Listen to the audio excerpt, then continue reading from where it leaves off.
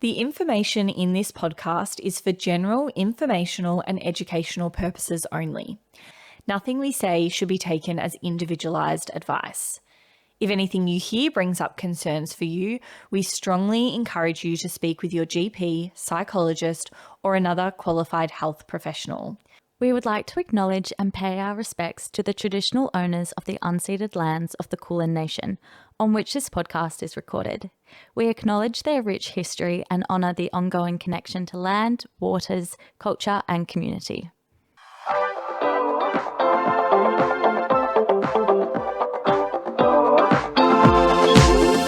Welcome to This Might Help, a podcast bridging the gap between evidence-based psychology research and your everyday life. We're your hosts, Dr. Kira Hart. And I'm Dr. Lauren Rossetti. And today we are unpacking anxiety. Big topic. Big topic. Yep. We're talking about kind of what is the difference between just everyday stress and worry versus having anxiety, and what we can actually do to kind of reduce those everyday anxious feelings as well. Exactly. Anxiety is the most common mental health challenge of Australians. So very topical that we unpack it in today's episode. But before we get into the research, what's been your wellbeing win and wobble of the week? My wellbeing win is that I went to Sydney for a conference. Yes, you did. Yeah, and it was so sunny and it was so lovely. Don't rub it in. And lots of food and yummy things, and like sitting at the Opera House bar. Have you been there? I've never been there. It like looks over the harbour bridge and like you're at the Opera House. It's a vibe. That I would recommend. I am so jealous. I've just been in Melbourne. So that's my wellbeing win. Yes. My wellbeing wobble is that I still haven't done my tax return and it's due next week. Yeah. Yeah. I Get did on that. I did kind of start the process of trying to do it myself and then realize that it was a big mess. And so I've been procrastinating on it, which you can hear all about in last week's episode. Yes. And so I still haven't done that. Yeah. That's my wobble. How about you, Kira? What's your wellbeing win and wobble? My wellbeing wobble, maybe a win for my students, but it was the last week of the university semester this week, and I had a really lovely class and it was the final week. So that was my wobble, just like saying goodbye to all my amazing students who work super hard throughout the semester. But they're probably celebrating that uni semester's done and they can go relax. But I'm down a paycheck, so we best find you another job. My wobble of the week. And then my wellbeing win, this is actually a gorgeous one. I think this week I've just had some really beautiful conversations with my housemates. And I've just been reflecting on how lucky I am to have friends around me who we can have deep chats and they can have like really helpful conversations about like our mental health, and I'm just so grateful for them. So my housemates are my wellbeing win and my friends. I love that. And they're very protective for anxiety and stress and worry. So we are jumping into anxiety. Like you said, it's a big one, but we all feel anxious sometimes. We do. That's so common. It's just a part of being a human. Yes. And it's more when, I guess, anxiety sticks around or it starts getting in the way of our daily lives a lot. Yes. That it kind of can turn into an anxiety disorder or a kind of diagnosed anxiety versus like the everyday anxiety and stress that we all experience. Yes, I completely agree. Everyone experiences worry. Everyone experiences stress. Being human, we're constantly faced with anxiety invoking situations. But that's different to having an anxiety disorder, which is the topic of today's episode. Yeah. But it's super prevalent. So in Australia, 1 in 4 Australians currently have an anxiety disorder. Yeah. Or 1 in 4 Australians will have an anxiety disorder in their lifetime. Yeah. 1 in 4 Australians will have an anxiety disorder in their lifetime, and approximately 3 million Australians currently live with an anxiety disorder. So it's super prevalent, very common. And what's interesting in the research is that younger people, so the younger generation between, I think it's like 16 to 24, are the most likely to have an anxiety disorder, as are women. Yeah. So very topical Yeah. for our like listenership and Yeah. Yeah, it's so common. It's so common. There are differences between things like fear and anxiety. So, we have natural reactions in our body that happen when we see something that is like threatening or kind of invokes fear. Yes. Like if you saw, I don't know, I'm trying to think of an example of something that would be scary. No, it's Halloween at the moment, and I was walking to my car after work, and someone has decorated their house in Halloween like Stuff, yeah. stuff, Good and for them. on their nature strip they have like a skeleton sticking out, and I screamed. I was leaving my office, walking to my car, and I literally screamed. I was like, "Ah, what is that?" It was a Halloween decoration. But And a skeleton. a skeleton. That seems like something that looks very fake, But like- out the corner of your eye, after a long day of work, you would. No. Maybe it was like a body, like, kind of thing, or a spider. It freaked me skeleton. out. My Yeah. adrenaline went through the roof. Yeah. I was feeling very anxious. Fear. Fear No, you're in that feeling moment. fear. I was You were feeling fear not in that anxious. moment. Yeah. So that's a fear response where you see something that is like threatening or scary and you have an acute, like immediate response in the moment that makes you scared or scream like Kira. But anxiety, or like, I guess when you're anxious or stressed, so those feelings, like the feeling of being anxious in the moment, is not about like an immediate threat right now where you'd have fear, but is about something where it's less certain. So you might suddenly become anxious because you're walking into a job interview and you don't know how it's going to go. And so you're anxious in the lead up to that. And that's just a feeling in the moment. But when you have an anxiety disorder, or when that turns into something, I guess, a bit more serious that really needs like treatment and to be addressed, is when things are happening a lot. And so one of the most common types of anxiety is generalized anxiety disorder. Yes, or GAD. Yeah. Yes. It's a little short acronym. But generalized anxiety disorder, that's kind of like what you would typically think of if you're thinking of like anxiety, right? Because it's that general one. Commonly associated with anxiety is like panic attacks. Yeah. There's also social anxiety disorder, which is around like, I guess, anxiety specifically around social situations. There's specific phobias, which are like fears about very specific things. Could be anything. I feel like that one's quite common. Like people know fear about spiders, fear about enclosed spaces. Yeah. Or even like if it's really impairing things like, like it could be a specific object or thing that you have a phobia about. Yeah. There's separation anxiety disorder, which is being separated. Yeah. Big amongst children. Yes. Yeah. And then obsessive compulsive disorder, or OCD, which is another type that falls under, I guess, when we have like these diagnostic categories, like in the DSM, the Bible of psychology.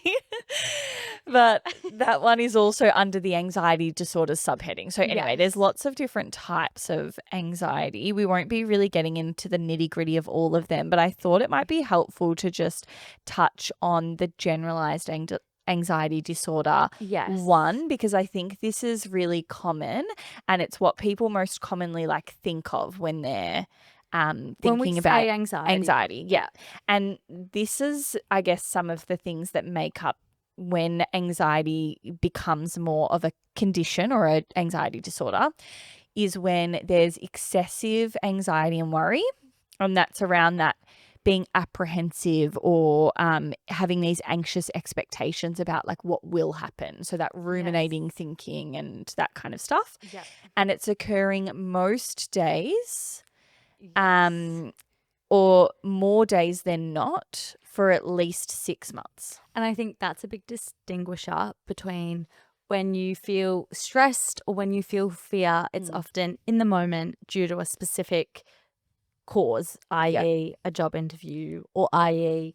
a conversation about, do you want to be my boyfriend, or like a specific trigger. Whereas generalized anxiety or anxiety, it's long term and there isn't a specific trigger. It's ongoing. Yes. And it's occurring for about 6 months. So even when more than 6 months, but even when you have a stressful period in your life, so something might happen, there might be something going on for you, and you might be really anxious or stressed for 2 weeks or for a month. Yes. That's still, I guess, within the realm of it being anxiety around a specific experience and event, and then it may pass. When it's getting into we have anxiety or diagnosed anxiety, you're looking at that happening more days than not for at least 6 months.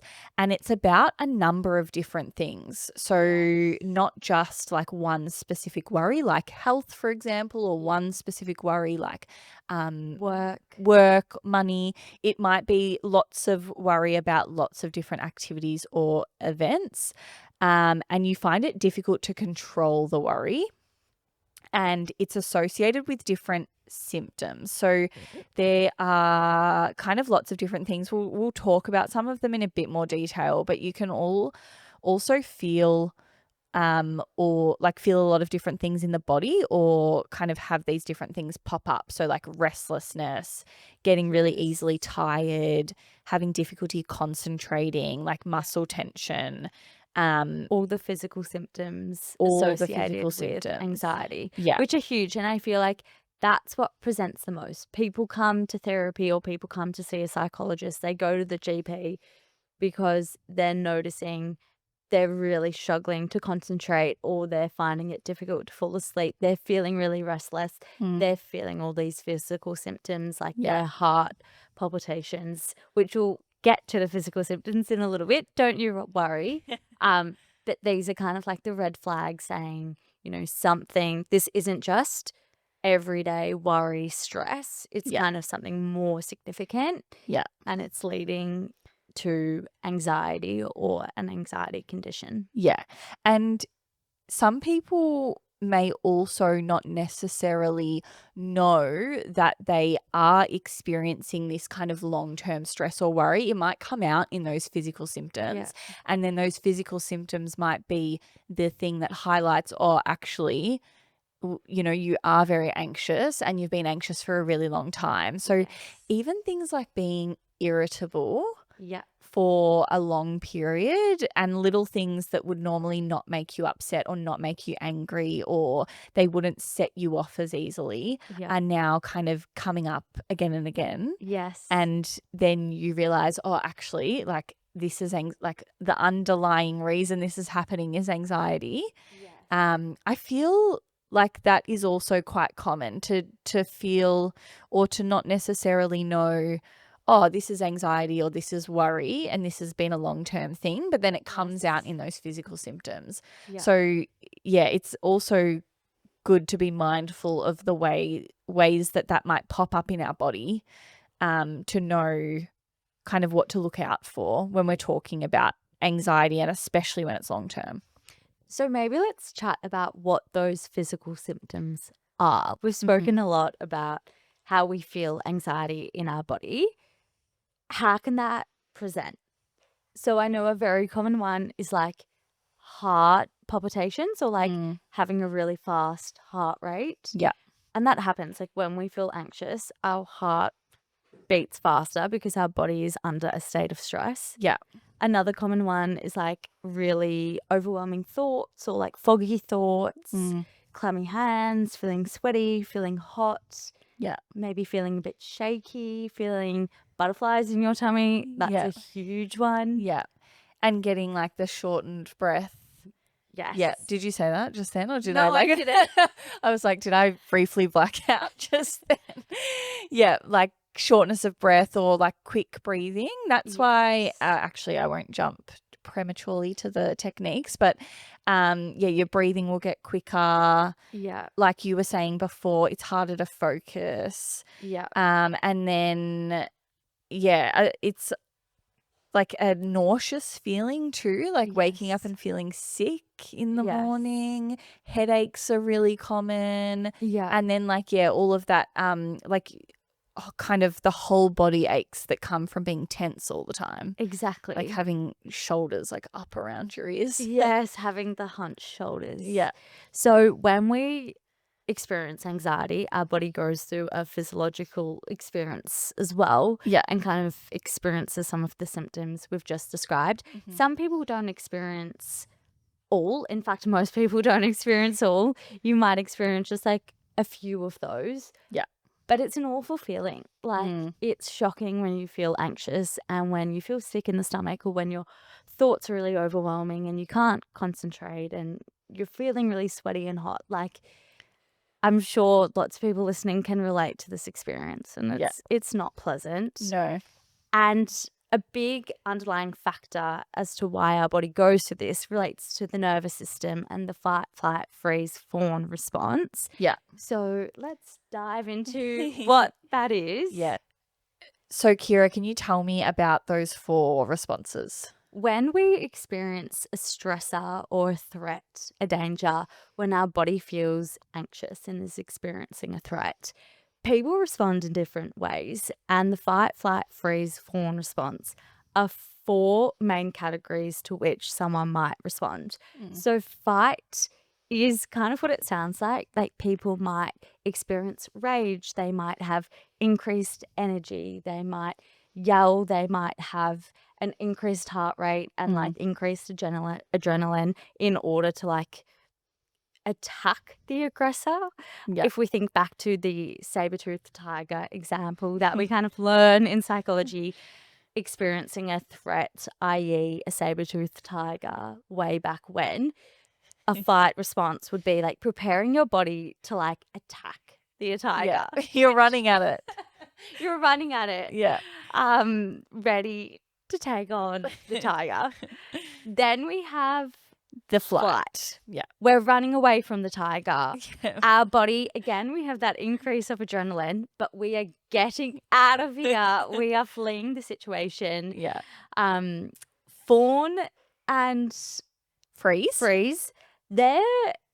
I would say they're more recent additions to Yeah. the scientific literature, but I think they're very, very relevant to women because Yeah. I think most women probably experience the fawn and freeze response when they experience the stressor rather than the fight or flight. Bit of a tongue twister. Yeah. Responses. So freeze Tell me is about when it. our body freezes. Like we slow down or we're unable to respond. Yeah. We're in a state of shock. We're unable to move or we're unable to think logically, think rationally, stand up for ourselves, assert our needs, say to the tiger, leave me alone, get out of my jungle. We're frozen and we're trapped. And fawn is where we almost like cowered in, and I don't want to say coward in a negative connotations because so many people experience this. I know personally, I'm a freezer and I'm a fawner. Yeah. When I experience stress, I freeze and I freak out and I don't respond and I people please, which is very commonly associated with fawn. Yeah. We people please, we apologize, we say, I'm so sorry, tiger, I'll get out of your jungle. I'll let you eat me. Eat me. I'll just lay down here on the ground and I see you're hungry. That's I'm okay, fine. You have just a eat snack. me. The tiger's like, how are you? I'm okay, tiger, just eat me. Yeah. That is fawn. But those 4 categories are kind of the broad categories of like when we experience stress or anxiety or threat, Yeah. how our body responds. Yeah. Yeah, absolutely. And it's so common, even for different types of stress we have, to kind of respond in a different way to it. Yeah. I think with confrontation that causes me stress, like we were talking about in another episode, I think I do more like the freezing and fawning, like you said, and then some other types of stress I probably am like running away from. I don't know that I'm very much of a fight response to any stress. Yeah. Maybe if I had like a situation where I really had to go into like problem solver mode, I would more be like that, but not common. Yeah. Not common for me. Yeah. If my sister's listening to the podcast, she's probably like, no, when we have arguments, you fight. You're not a fawner or freezer. See, depends on the context. Depends on the context. It does. Yeah. So it depends on what happens to how we respond. And those are kind of some of the ways that we can respond to like a stressor or something, stressful or anxiety provoking in the moment. But when we have those experiences all the time, so when it's really common, it's more days than not, or you're experiencing this anxiety over and over again, that's when those more kind of long-term or consistent signs of anxiety pop up. So things like feeling worried or on edge most of the time, finding it hard to calm down. So even when you get to the point where you're meant to now be calm, like this is now the relax time, and then you can't actually relax. This happens to me all the time. Yeah, I know. I've been in like yoga classes where I'm meant to be zen and my mind is just a million miles an hour thinking about all these things I'm anxious about. Yeah. Or I'm like, okay, I'm going to let myself have this hour. Okay, I'm going to let myself have this hour. I'm going to sit on the couch. This is just time to just chill. This is meant to be self-care time. Yeah. So not relaxing for me, because my brain is just like on all the time, so then it's just like thinking of all of the things that I should be doing, or the guilt. I like the guilt associated with not doing the things that I think I should be doing, which then makes me more stressed. Yes. Yeah, it's a bit of a cycle. It is. So finding it hard to calm down, struggling to focus, or feeling like your mind goes blank, or feeling that like kind of brain fog feeling you were talking about too. And I think the focus one can be really common. It's like when you've got so many stressful thoughts or so many anxious thoughts about something and they're popping up and you can't let them go. Like they're kind of stuck in your mind in a loop. And that obviously makes it harder to kind of focus on whatever else you're doing. Yes. In, I guess, maybe more of like a short-term anxious situation, if I've got some important thing happening like in the afternoon of a work day. So I don't know, I've got a really tricky like session coming up, or I've got like a meeting that's really important happening, then I find it harder to focus like the whole rest of the kind of beginning of the day, because I'm anticipating this thing. Yes. Like I'll be stressed or worried about how that thing is going to go, and then it makes it harder for me to focus like the rest of my day, which is so annoying because like I've got 6 hours till this thing. Yes. And I'm just going to be all over the shop. It makes me think when you have to give a presentation, but there's like 5 people in front of you who have to give the presentation first, and you're not actually concentrating on what those 5 people present. You're just thinking, okay, like, what am I going to say? Like, what's my presentation going to be like? Yeah. It's that anticipatory worry. Yeah. Yes. I recently was 11th in the order of a presentation that I did at that conference. And I was like, I'm sorry to everyone else before me, because I'm like smiling and nodding, but no words are going into my brain. I can't process anything being said, because I'm like, was internally like thinking of what I was saying like in my presentation for 10 ones before me. Yes. Yeah. This is a bit of a side tangent, but are you in group 7? Group 7. Yeah, you don't even know what that means. No. Okay, moving on. I'll explain it to you after the episode. Another common long-term response from stress is difficulty sleeping. Yeah.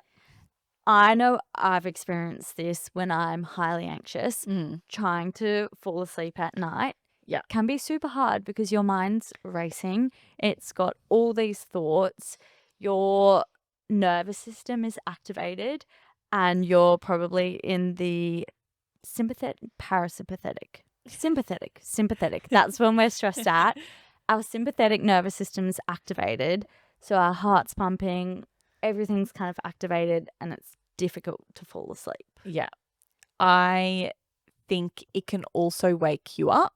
Like people can wake up in the night, or not Yes. necessarily that it's, waking you up, but if you're more stressed, you wake up in the night and then Yeah. it's really hard to fall back asleep because you might go straight to thinking about, this thing that's on the next day and Yes. those worrying thoughts. Yes. And a lot of people do have that kind of acceleration of that kind of spiraling, Yeah. anxious thoughts towards nighttime. Yes. Because it's like your body's on the wind down for sleep, but your mind then has this time and stillness to start thinking about everything that's going on. Yes. And then it can just loop. Yes. And then obviously that makes it harder to fall asleep. Yeah. That's when our lovely, we were talking about those audio books that read. I love the ones that softly read like random stories like Alice in Wonderland at night. But I think this is such an important topic and we're about to get to technique, so it's a good segue. But feeling anxious at night, it's really helpful to have a calm nighttime routine to help if you're feeling anxious and to help you wind down and to help with your overthinking at night, such as listening to Alice in Wonderland or even listening to a podcast. Like some people listen to psychology, evidence-based research podcasts to fall asleep if their hosts have a soothing voice, or finding something that works for you. Like I listen to audiobooks to fall asleep. Yeah. You put your phone out of your bedroom. You Well, to read. I've been so bad at that the past 2 months. Okay. Yeah, I don't think I haven't done that for a while, which is maybe a representation of how busy I've been Yeah. and how my Yeah. very good practices are regressing.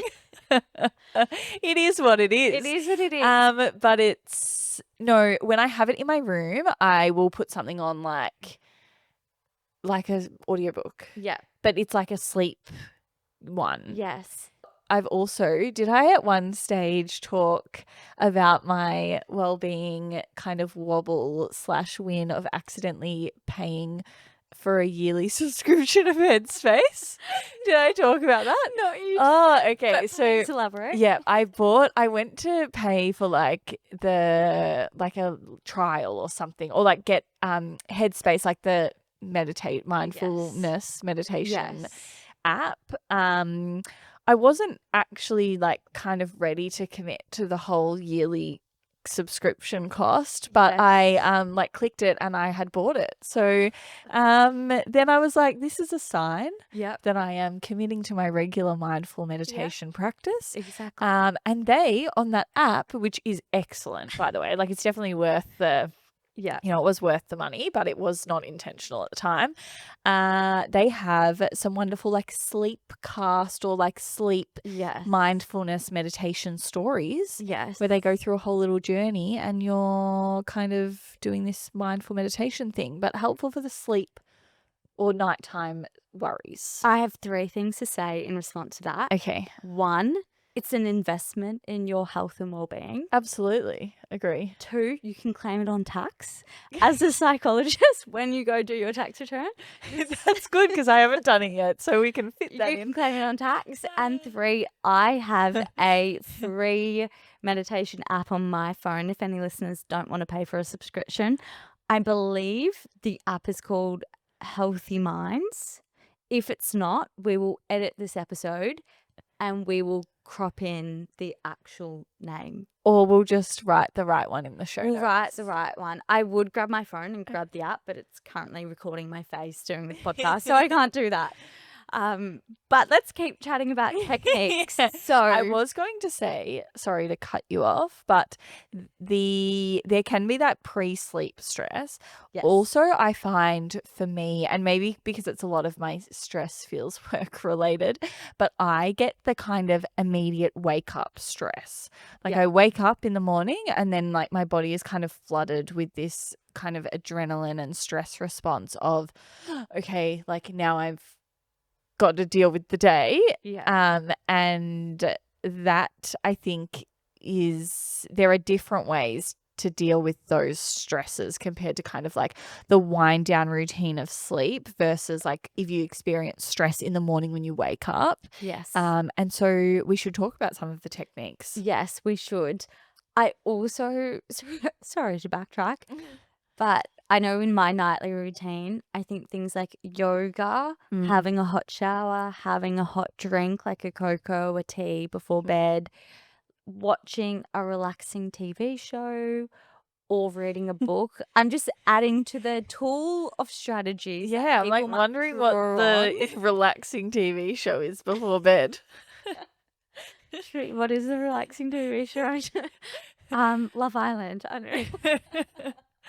That's maybe like in the best practice the we would best say practice. keep that like at least an hour Yeah. before you're gonna go to bed. Let's limit the screen time distance away from the sleep time. Yes, but Yeah. if you feel anxious before bed, like finding a nighttime routine Yeah. that works for you, Yeah. and there's multiple And things running to with draw on. Yeah. Okay. Love Island, according to Kira. We have techniques to chat about now. Yes. These are a bunch of strategies. They are, I guess, those things that you can put in practice in your daily life to help manage stress. And feeling anxious. Yeah. They'll help with those everyday kind of in the moment stress and anxiety responses that we have. They're also really good things to implement in your life if you do experience a more like significant anxiety disorder. Yeah. But as with everything we always say, and like we've been kind of prefacing the whole episode, if this is something you experience chronically or it's been, 6 months, it's more days than not, seek help from a professional, like see your GP to get a referral to a psychologist, get help to kind of shift that pattern and help with strategies. But these are some really good places to start. These techniques have been inspired by some resources by Beyond Blue. So we'd like to credit them for their amazing work that they do in this space, not only for depression, but they also have a bunch of resources on anxiety. So if you want to hear more, check out their websites. The first technique is slow breathing. Now, I feel like this is a bit of a like common thing psychologists draw upon, like breathing techniques. Yeah. But the science behind it is when we feel anxious, our heart rate increases, our breathing rate increases, Yeah. and we have more shallow breath. Yeah. So when we slow our breathing down, when Yeah. we take those big inhales and exhales, as the meditation tracks say to do, we're able to slow down our nervous system and slow down our heart rate, which in effect makes us feel less anxious. Yes. And because we've got experiencing stress, brain reacts to the stress. Brain tells the body to start reacting to the stress and doing things about it. And that leads to all of those things you said, like the increased heart rate and the rapid breathing. That's like then telling our brains that we're stressed, and you can end up in a bit of a cycle. And so when we calm down the body, that can help us calm down the brain. Yeah. So it's like we're relaxing our body to help relax our brain and help kind of move past that stress. And we do things like, box breathing. So It's box breathing. it's like breathing in for, say, a count of 3. So you're taking like a big deep breath in. You're holding on to that breath at the top for the same 3 seconds. You're breathing out for 3. Kira's demonstrating for you. And then you're kind of holding again for those 3 seconds and then starting again with the deep breath in. So that's why it's kind of like breath in, hold, breath out, hold. And when we do that, it helps to, again, slow down that heart rate and help with getting out of that rapid shallow breathing, which is also not fun. So, No. yeah. The second technique is progressive muscle relaxation. When we feel stress, our muscles tense up. So as you were alluding to earlier, we have that like hunched shoulders. Maybe you have like clenched fists. Your legs might be a bit clenched. Yeah. A common physiological symptom of anxiety Yeah. is having like tense muscles. Yeah, I find I'm like gripping the steering wheel really tight. Yes, I bite my lip, which isn't a muscle, but Close enough. Or like my shoulders, I'll just suddenly realize like I'm so tense and I'm like all like, like cramped up. yes. And I'm like, oh my gosh, what am I doing? Like you just Yes. realize all of a sudden that you're holding lots of tension in the body. Exactly. So progressive muscle relaxation is a technique where you go through your body parts. You might start with your head or you might start with your feet and work your way up. And you tense your muscles. So you tense your feet, you tense your legs, and then you relax them. You Yeah. tense your thighs, you relax them. Yeah. And it's meant to be like a release of stress. Yeah. Yeah. And you go like one part at a time. So it can even be as small as like squeeze your eyes closed, relax them. Like, yeah. And like from your whole body. There are guided ways to do that make it a lot easier. So there's like mindful kind of muscle relaxation meditations. There's heaps all over the place online that you can listen to. Yeah. And then that just guides you on where you're tensing for how long, and then we'll tell you to release, which is like a lot easier to follow than trying to think about it in the time. There is also, I guess, this links back to mindfulness, and what we're always talking about, I feel, on this podcast is staying kind of present in the moment, or bringing us back to that present moment. Technique 3. Yes, this brings us back to the circle of control, I think, a little bit that we spoke about, and kind of thinking about in the moment what is happening right now, because a lot of anxiousness, like the feeling of being anxious and worry, is about future or an anticipation of something that's going to happen. Or the past. Like worrying about, why did I say that? Or I should have done that differently. Yeah. And so when we think about what is in our control right now, we can't control the past. We can't control the future. Focusing on what is in our control in the moment. And also bringing ourselves into the present moment that we're in, using techniques like mindfulness. Yeah. And I will be using my Headspace app more often. And Paid for it.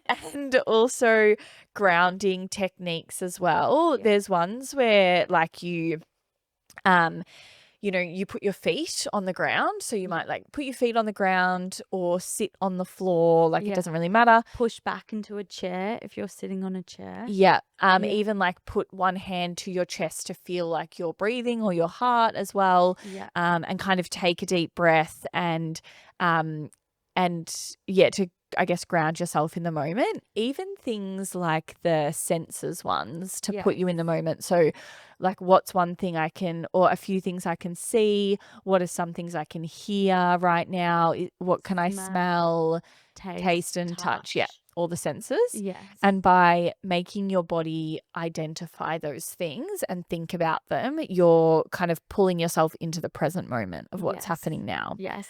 And reminding yourself that here, right now, I am safe and I'm secure. There's no tiger in front of me. I am in my bedroom, in my office at work. Yeah. I am safe. I am secure in the present moment. Yeah. That's so helpful to think about that. Even it's hard to remember in the moment that we're stressed to do these things. Yes. And so it's easier said than done. Yeah. 100%. Yeah. And having prompts for this somewhere where you need them, it can be really helpful. Yeah. So like at work, if there's, if it's a sticky note on your desk, or if you don't feel comfortable with that, if it's like a note on your phone or something, and it tells you like asks you the questions like, am I safe? Like, yes, I'm Yes. safe right now. Like, is there any immediate threat? No. Okay, I'm safe. It's okay. Take a deep breath and like to help ground and settle in those stressful moments. Yes. Like sometimes we need a prompt somewhere so we don't forget Yes. those things. And going back to your senses, for some people, it can be helpful if they carry something. Maybe it's like a rock in their pocket, or it might be. I'm just I imagining don't. you with like this giant rock for some reason and you're holding it in your pocket, like it's Just weighing you down lopsided. to the side. Next time you come over, I'm going to be like, how many rocks are in your pocket, Kira? No, but it might be like a little pebble or like a little positive quote or Yeah. like an affirmation card or something that you physically keep in your pocket or a poster in your room that you physically look at or like touch to like ground yourself Yeah. and to like go back to your senses. Yeah. Yeah, is really helpful to remaining present. Yes, absolutely. The general healthy lifestyle practices are obviously like a huge foundation of well-being. Tip 4. We've talked about them all. Thanks for keeping us on track, Kira, with our numbers. Everyone's going to be really counting down with you. So I'm gonna start coughing. the healthy lifestyle practices are the foundation of our well-being. What do you mean by healthy lifestyle? We have done many an episode on Yeah. different healthy lifestyle practices. I'm talking about exercise, Sleep. nutritious food, sleep.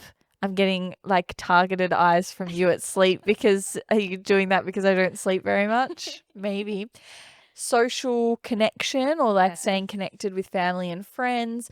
All of these things are the foundations for us feeling well. And so when we're in times or periods of our lives when we feel particularly stressed, it's important to, at like a baseline, think about, have I been kind of regularly engaging in exercise if that's something you're able to do? Have you, like, what's the kind of your food intake been like? Are you eating enough food? What types of food are we eating? Like, you know, nourishing our bodies and our minds. How much sleep have you been getting? And have you checked in or had support recently from your friends and family? Yeah. Because when we have all of those bases covered, then often that, you know, like there's so much research out there around how all of those things reduce anxiety, reduce depression, reduce everyday stress and worry, improve mood, well-being, quality of life. Yeah. Like the research is actually there is so much of it. It's unbelievable. Yeah. Yeah. So all of those things are so important as a baseline. Core What pillars. is tip number 5, Tip Kira? number 5 is small acts of bravery. I think this one's really, really important. Being brave is so important. Anxiety, when we feel anxious and when we avoid situations, that just perpetuates the cycle and it makes things worse. Yeah. It's like going back to ripping off the Band-Aid, doing the difficult thing, putting yourself in a situation that might be a little bit anxiety provoking. Yeah. But the sooner you do it, the sooner it's done and the easier it will be compared to if you put it off and put it off and put it off and things snowball Yeah. and then they become 10 times worse. Yeah. Yeah, this is my procrastination cycle. Yeah. It's something that's stressful or tricky, and then it does become it does become so much worse when it's delayed versus like tackling it in the moment. Sorry. Yep. You go. I'm still on small acts of bravery. My dad used to read me a book as a child and it was called Be Brave, Billy Boy. It was Billy Boy and also Billy Girl, like a gender neutral book because Dad used to read it to me. But the whole essence of it, and I think I was so fortunate growing up in a household where my parents constantly encouraged me. We can cut this if you don't like it. My parents constantly encouraged me to be brave, and in life you're going to experience anxiety invoking situations. Like everyone has to publicly speak at some point. Not everyone has to host a podcast. They were personal decisions, but you know, we're all going to be put into situations that make us feel anxious and make us feel stressed. and you have to be brave. Like, everyone is so brave. We can do tough things. Showing up and being like, this is difficult, this is anxiety provoking, but I can do it and I can be brave is such an important skill to have. And I think a great way to start doing this is in a hierarchy. So working out little steps that you can do to build your bravery. And maybe if public speaking is really terrifying for you, getting comfortable speaking in front of a smaller crowd or in front of your friends, and then building that crowd and then building that crowd until you can speak in front of the big public audience that you have to, for example, but doing like a hierarchy of steps to build your bravery. I love that. And I Tip think number that we 6. should do a whole episode on bravery, maybe. Yes. Number 6 is to challenge your self-talk.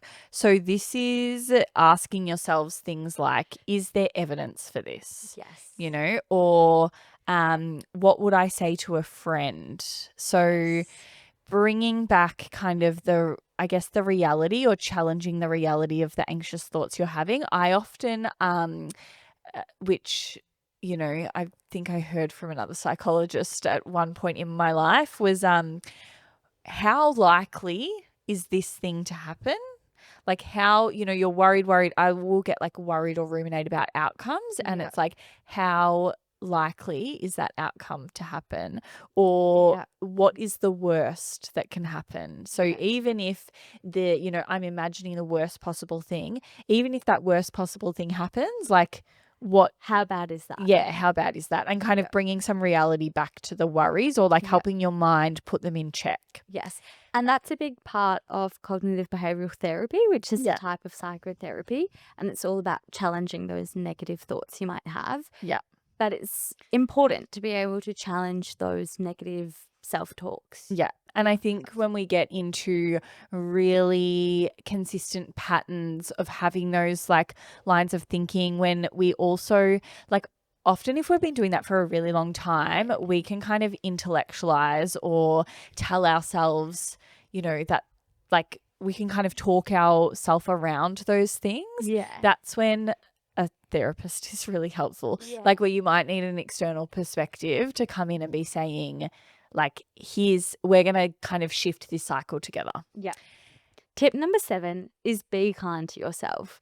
Again, coming back to self-compassion, which I feel like we speak about in most episodes, but is so fundamental to well-being and mental health. Being kind to yourself and giving yourself grace, knowing that everyone or most people experience anxiety at some point. It's a normal human emotion to feel worried and to feel stress, and being kind to yourself and saying like, yeah, this is a tough thing that I'm doing, but I'm really proud that I'm extending myself and I'm pushing myself to do something challenging. And to reduce that self-critical nature that so many people have about you're not doing it good enough or you could be better, but just like noticing that you're doing something challenging and being proud of yourself for that. Absolutely. There is a tip in here to plan worry time. I feel like we've talked about this before. Yeah. And also debated whether each of us think this is personally helpful for ourselves, but it doesn't mean it won't be helpful for other people. So there is, I guess, a strategy of planning the time in which we worry to kind of give yourself the space to kind of let your brain go through those worries, cycle through them, and then you're saying, okay, now I've had that time, like I've blocked out these 10 minutes, I'm going to worry about this thing then, and then I'm going to move on.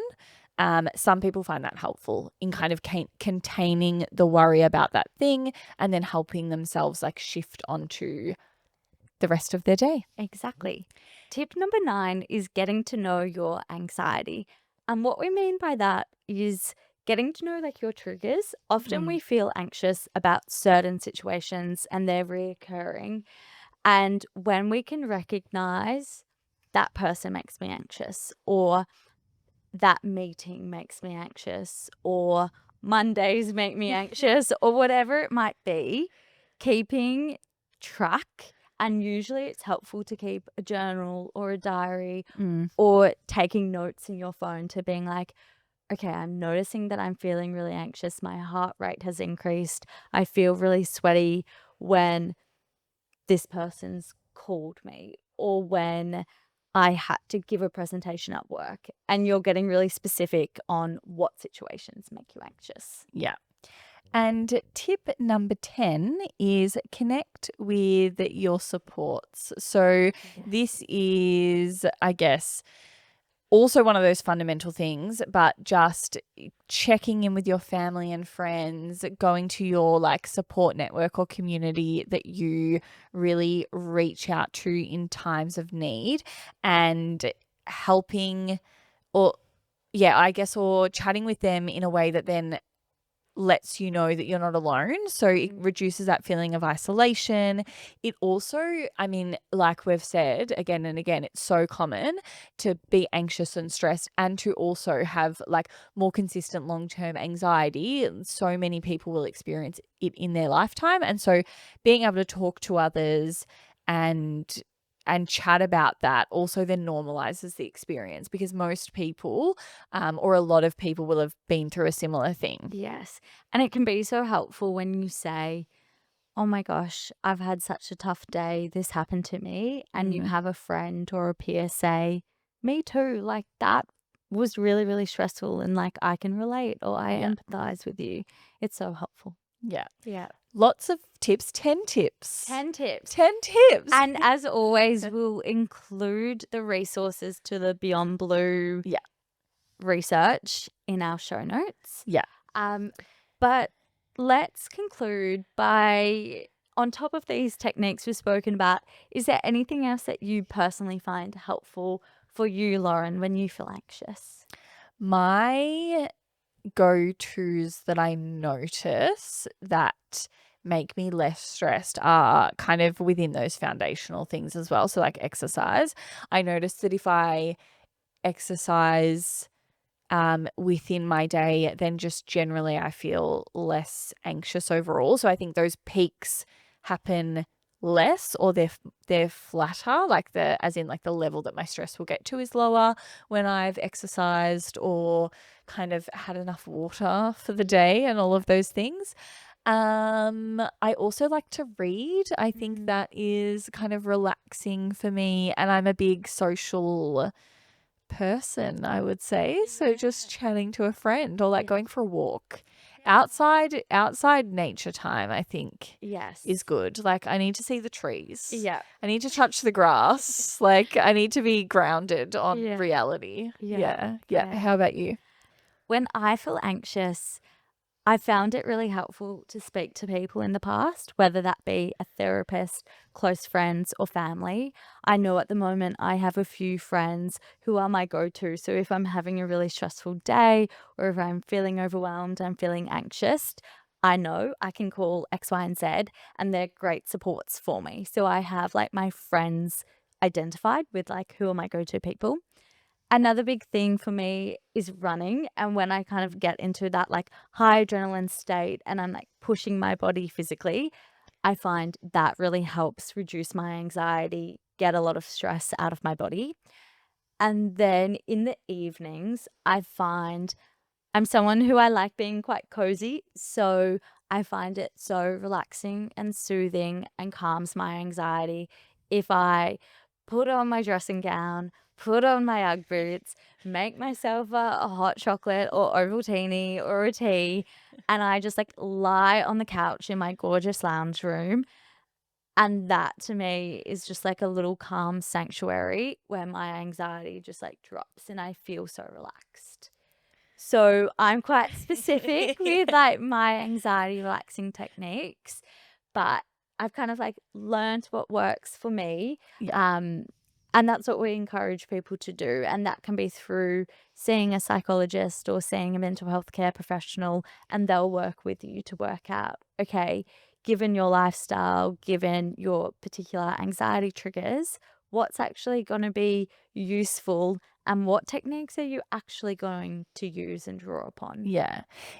I think it's also important, especially as we're wrapping up to the end of this episode, to say that it's also really common for people to think like, oh, it's just normal to be this anxious all of the time or for this long. And, I can't do anything about it, or there's nothing that will work. But there are absolutely things that will help to, improve and treat anxiety. And that's why it is so important to seek out help. And like, if you're not sure what to do, the GP is always like the first port of call.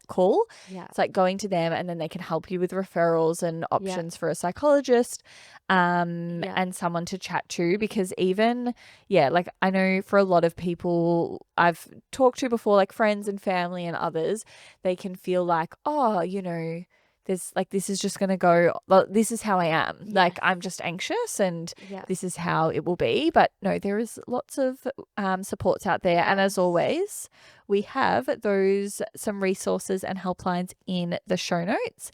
And there will also be the other resources and references and things in there as well, should you want to have a look. Yes. So that brings us to the end of this week's episode. Thank you so much for listening.